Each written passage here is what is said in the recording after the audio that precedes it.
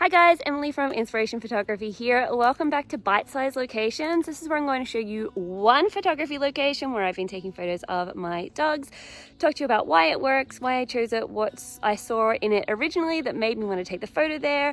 I'm just on my phone today, so apologies for the selfie style video, but you gotta do what you gotta do. And if you guys want to know how to find locations, that's what we're gonna have to roll with because I didn't bring the other camera. So this is the location for now. Make sure you stick around to the end because I'm going to show you the finished product from this location and how it turns out. And I think you might be surprised because I kind of like it. It turned out kind of neat. It's a little bit interesting. It's a little bit different and I think it works. So first, let's have a look at the whole location. I'm going to try and show you the best I can. As you can see, the sun is currently in this direction, which means the dog who is sitting there is getting light on him, but you'll notice he is not in the sun. He is actually in a nice patch of shade, but he is going to be getting some ambient light from the sun that is in that direction, even if it's not hitting him directly. So that is something that works really well for this location. The thing that actually stopped me about this location at first was this mossy stump. I'm a big fan of mossy stumps. The little fur next to it I really like.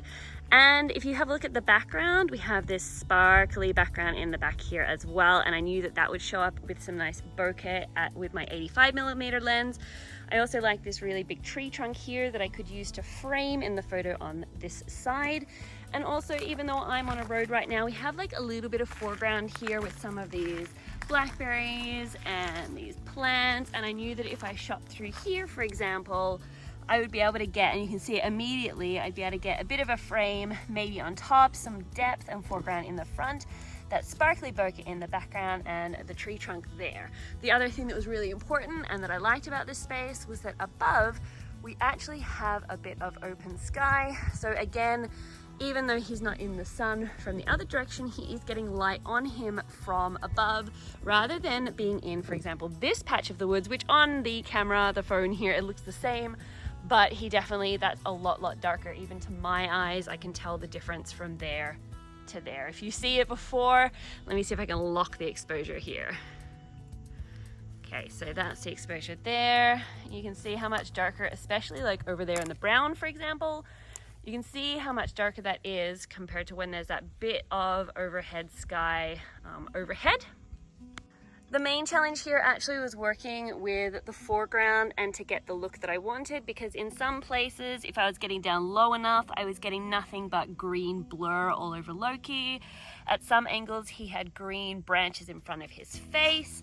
And I ended up actually moving over here and getting quite low and framing it something like this, which I don't normally like closing in the other side of the frame. So this right-hand side here, I like to keep this open, especially if the dog is looking in that direction. I want to give him that openness to look into, but I felt like it worked a bit better than this side, but I might take another couple there because I kind of like how that looks. In this location, it really worked better when it felt like the dog was not aware that you were taking his photo. This is something that I talk about a bit in my learning journey and my courses and stuff, is the idea of photos where the dog is aware that he's having his photo taken, or photos where he's unaware and it feels less staged and like you've just captured this little creature in the woods.